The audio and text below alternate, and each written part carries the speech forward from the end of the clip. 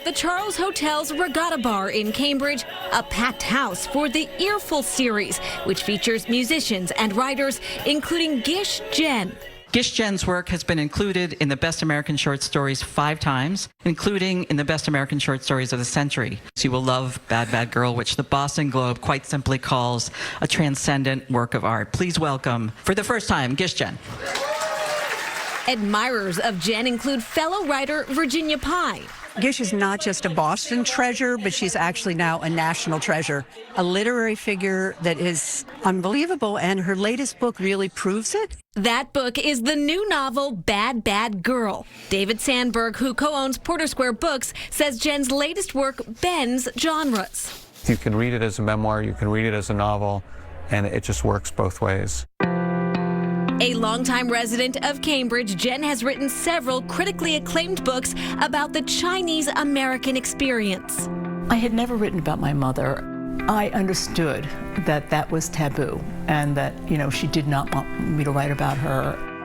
While she was alive, I respected that. But, she died during COVID, and I simply found that I couldn't work. My fingers would be on the keyboard and nothing was coming out. Sure enough, I started writing to my mother, and my mother being my mother, she started writing back. "You look like her," she says, "only not so tall, not so thin, not so beautiful." Bad Bad Girl is being hailed for its darkly funny, honest exploration of immigration, generational trauma, and Chinese cultural identity. This is my parents in front of our house in Scarsdale. The novel also explores mother-daughter turmoil. There was a lot Jen didn't know about her mother, so she filled in the gaps with research, blending reality with fiction. These are the letters that my family in China wrote to my mother. The title refers to the phrase Jen's mother, a former teacher, often used to berate her.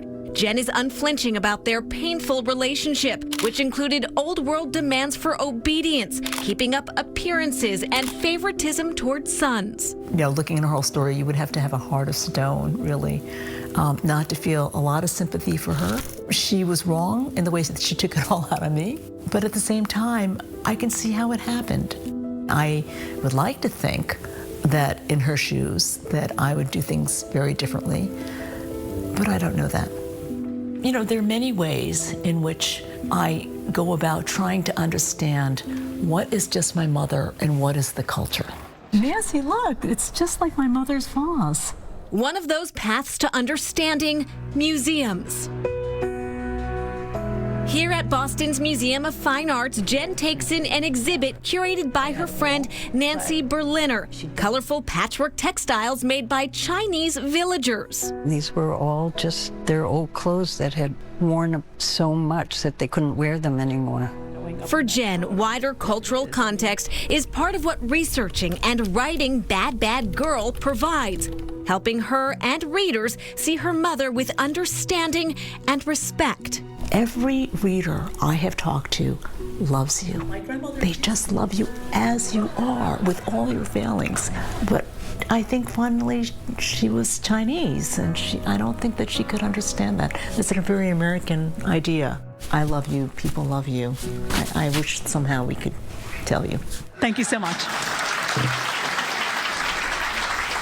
Bad Bad Girl has been getting great reviews all over the place. The Boston Globe, the LA Times, the Washington Post, and one literary website said that it was the best reviewed nonfiction work for all of 2025. I'm intrigued, and Gish Jen also has written short story collections as well as nonfiction. She has a couple of book events in Massachusetts and Connecticut next month.